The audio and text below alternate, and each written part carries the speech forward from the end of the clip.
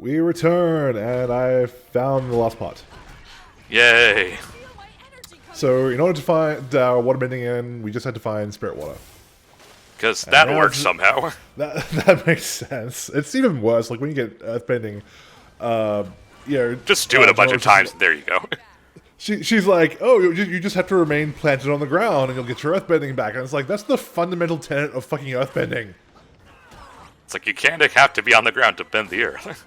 Exactly. Well, that's again the thing about the series, and another thing which again drew me to the series and why I love it so much is the world building. The world is so incredibly fleshed out in the amount of thought that's gone into different things within it. And one of the things that's had a lot of work put into it is the actual bending itself. And this isn't just exclusive to KORRA, this is obviously with Aang as well. Is that each style is actually animated differently. And earthbending, because to earthbend you have to actually be in physical contact with the ground, all the movements are very heavy stomping kind of movements or sliding and things like that. Yeah, I've actually gotten to meet Sifu Kifu, the guy who developed... Camera just wigs out there. What? Go on. The guy... Camera just had a fit. Yeah. Go on. He's the guy who kind of developed and kind of choreographed all the Avatar stuff, because he's been at MomoCon a few times, and yeah, I've seen him do some stuff, and yeah, he has very different philosophies for each type of bending. Nice. So you want to go into that for some people who are interested in that? Because I certainly am, to find out what the process was behind those.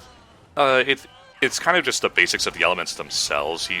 I think he went over. It's been a while since I've actually talked to him, obviously, because this is like over a year ago. So obviously you went into how earthbending is to be very heavy, stomp on the ground sort of thing. Water is moving around a whole lot and kind of always flowing. Yeah, water has a lot of very flowy, gentle movements in it. Yeah, and air is just kind of always... It's not so much always being in the air, but it's kind of always being led on your toes. Okay, and what about fire? What was the fire is mostly just being as aggressive as possible. Yeah, that was my first guess, actually. I was going to say that, but I want to hear what your explanation was first. But yeah, it's very kind of... As you can see here now, because I am using firebending, they are sort of very aggressive kind of movements. A lot of flips and kicks and stuff like that. Yeah, I'm just like, fucking airbending, get these shits out of here. Frickin' mooks. Oh, they're so annoying, and all they do is just throw balls at you and trap you, and that's it. It's like, oh, you want to fuck around? Fine, we'll use airbending then. I'll see you later. Bye. I can see my house from here. Good for you. Yeah, so the reason that airbending is so broken in this game is not like the basic airbending itself. It's the fact that you saw it then, is that when you charge up airbending, you start throwing out tornadoes, and those tornadoes stay out, they rotate around you, and they hit everything. And they'll actually give you enough time to charge up your next move to do them again. So now we're fighting an actual bender, which isn't any more difficult than the other guys. Not really. This is the Triple Threat Triad gang. They're basically the mafia of this game, and you will be seeing them a lot. Like, I gave Transformers a lot of heat, firebending, for the fact that like reused and recycled boss fights and characters. We fight the Triple Threat Triad a lot in this game, and they never change. No. Like, the only thing that changes about them is I think is like they get palette swapped. Yeah, I mean, at least these ninja guys have an excuse that they're wearing a uniform, so of course they're going to look the same, but... Yeah. It doesn't make it any better from a design standpoint, but at least there's an explanation for it. Yeah, well, there is. In the series, Equalists would always wear the same colored green uniform that you see there. Yeah. Like, every one of them would wear that. So that makes sense in the context of the series. At least, as you said, they have an excuse there. But, like, for the Triple Threat Triad, not so much. I've beaten you up 20 times by now. Why don't you learn? Pretty much. So that's leveling up the bar that you have for each style. I mean, look at all the fucking tornadoes. It's ridiculous. You'll see later on, it might be at the end of this episode, it might be at the end of the next one, I can't quite remember. No, it's at the end of this one. I get into a fight with the Triple Threats, and I just use airbending for the entire thing, and I get like a combo of like 180 hits. Because the airbending just never stops. Oh, here we go. This is it here. Look at my dapper hat. I'm so fucking fly. Can you tell which one does what bending? Like I said, they get palette swapped, and when they get palette swapped, their bending changes anyway. Yeah, but Look, the blue guy does water, the red guy does fire. So Could you guys be any more walking stereotypical? I don't know. I mean, like the fucking. Do we want to talk about like the movie that which shall not be mentioned? Because if you want to talk about stereotypical, we can talk about that. Couldn't even pronounce the damn names right. No, it was Shyamalan was just putting his own mark on the franchise. You literally have the names pronounced for you within the show. Did you hear his reasoning for that movie? Was basically like his argument was like when people can basically say, this is a series that does have a lot of mature themes in it. It's not just for kids. Why did you make it such a goddamn kiddie movie? His answer was, I have kids. My kids liked it, therefore I made it for them. Good for you, you asshat. Congrats. Okay, so there's like 2 or 3 people who like it out of like everyone else who saw it. It's like you're not making movies just for your kids, you know. Pretty much. So yeah, because I mean, like the Earthbenders in that movie just pissed me off so fucking much. Because just like, you have Earth everywhere. Why haven't you broken out yet? Oh, our spirits are broken. It takes us 20. It takes us 20 steps and 5 guys to throw a rock at someone. Exactly. We have to go through a 5-minute dance performance to get 1 pebble off the ground. Meanwhile, in the show, as the nostalgia critic said, "That's a tank." Pretty much. So as you can see, we are like churning and burning through this game. We're only halfway through the 2nd episode. We're already up to chapter 4 out of 10 chapters. Yay! So, when you have access to all the bending in this game, it goes fucking quickly. And don't die. Because I do die a fair bit in this game. Not so much in these fights. I died a lot in the next boss fight, which is against the mecha tank. Because I forgot how you do counters in the game. It took me a while to remember. Well, it's a beat 'em up. I'm usually not used to countering in these types of games. Well, like also the concept of like, how do you counter a tank? KORRA can, apparently. Apparently so, just through sheer badassery. And then straight away at the end of the next level, they actually recycle that exact boss fight. Only it has like it has a electrical attack in addition to its regular attack. So like 2 levels in a row, you get the exact same boss fight. Where's everyone else who could possibly help me? It's like in Transformers, like, where are all my guys? It's like I have a whole team avatar to use. Exactly, I have the Scooby Gang. I mean, I know Mako and Bolin are pretty useless, but still. Yeah, I don't know. When Bolin learns lava bending, it gets pretty useful. You mean convenient power? Convenient power is convenient. Yeah. You weren't a fan of that? Well, I mean, I could understand it. I mean, I guess you wanted to give him something, so he'd try to be useful, but it's like, oh, only one person in the world has ever really used this before. Suddenly, you can too. Hooray! I didn't get that. I got that it was just like a rare ability, just like a lot of like other rare abilities like metal bending and whatnot. Yeah, but like most of the Earthbenders can metal bend now. Yeah, that was only because they were actually taught it in like a fucking academy. Yeah. Obviously, like the one person who had figured out earthbending was not lava bending, I should say, was not really keen to share it. I guess so.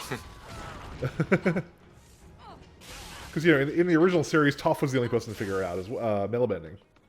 Yeah. Up until that point, it was considered impossible to metal bend. And to an extent, it still kind of is, depending what metal it is. Yeah, which was like the whole argument they have for using platinum in the tanks. Yeah. God, we are nerding out so hard right now, it's ridiculous. There are people watching this just going, nerds! Don't care. So it took me a while to figure out this like really basic platforming puzzle, so... Awkward jump cut. Yeah, because I was like, am I supposed to jump and grab the ledge, or I don't know? Again, game not really well designed. I mean, let's be totally honest. If this game was not about Legend of Korra, of which we are such fans, would it have even like been a blip on your fucking radar? Nope. Nope, exactly.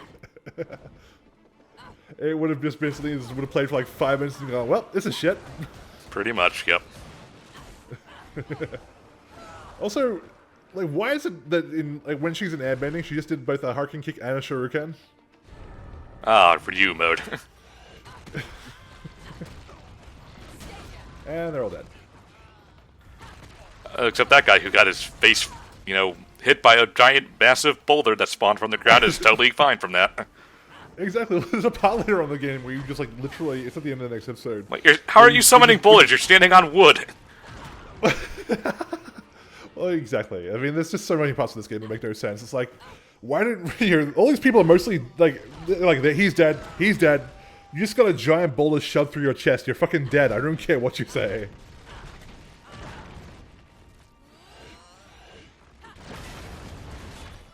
Yay, trinket.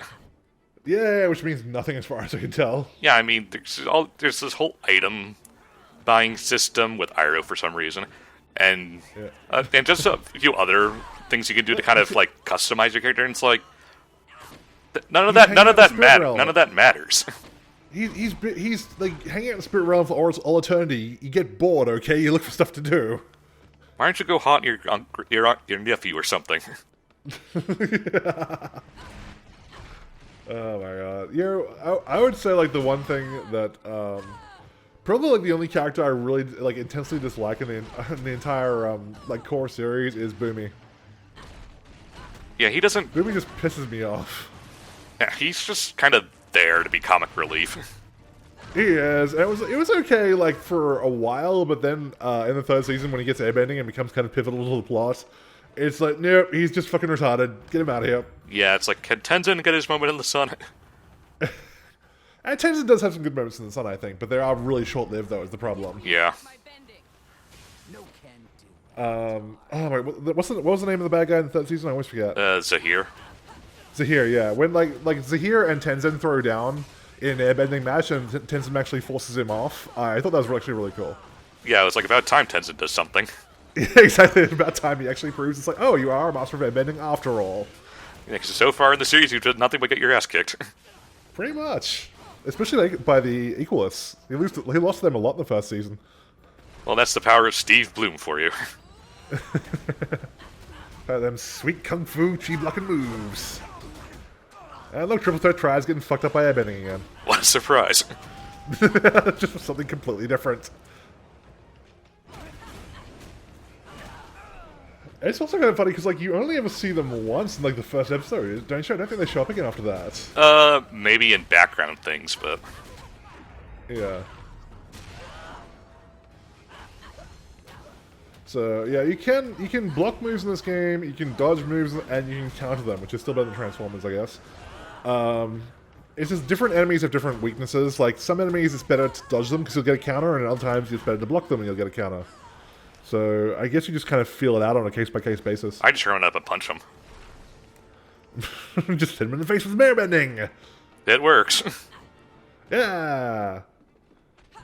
So I guess the funny part for me is that I played this game when it first came out, and I hadn't actually seen KORRA. The only KORRA I'd seen when I played this game was actually the first 3 episodes. I'd never actually seen anything more than that. I'd only seen the original Avatar series. So I guess I kind of had more of an objective standpoint in the fact that I wasn't like a huge KORRA fanboy when I first played this game. No, I'm a huge fan of the series, and I still think this game sucks. Yeah, but I guess what I'm trying to say is like it was still playable, and like the combat's still fun. I mean, it works, but it's like it's not terribly interesting. No, it's not exactly. I mean, the levels are bland as fuck. I mean, look at this. It's just, it's you can always like tell a game is badly designed when a level feels like a level and not an actual location. Yeah, you could get away with that in the 80s, not so much now. Exactly, yeah. And it's just like, oh, look, the city has random platforms in it everywhere. It's like, yeah, it feels like a level. Why are all these scaffolding everywhere? Well, they do give a reasoning for that. They go, oh, yeah, I think it was actually mentioned in the background and kind of in passing as KORRA was running by some spirit vines, which goes, oh, yeah, my battle at the end of season 2 fucked up the city pretty badly. Guess they're still rebuilding it. Whatever. And that was like the logic for it, yeah. Yeah, don't get me started on season 2 though. You're not a fan of season 2? Worst villain ever. We've replaced the waterbending villain from the end of season 1 with a waterbending villain at the end of season 2. Who has no pathos whatsoever. He's just a dick. He's just an asshole, exactly. I mean, at least Amon had some kind of goal.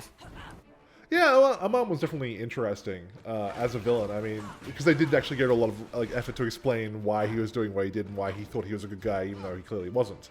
Yeah, Unalaq in Season 2 is just, I'm going to be a jerk just because. Because I believe that the Dark Spirit is better than the Light Spirit. Okay, thanks, bye. Yeah. So much so, Probably. so much so that they did the voice actors for all the villains did a kind of a joke call with each other. Yeah? And they, I haven't heard that. Yeah, and they basically did a joke call with each other. And basically they all just ignored Unalaq. They pretended he wasn't there. And just shit talk him the entire time.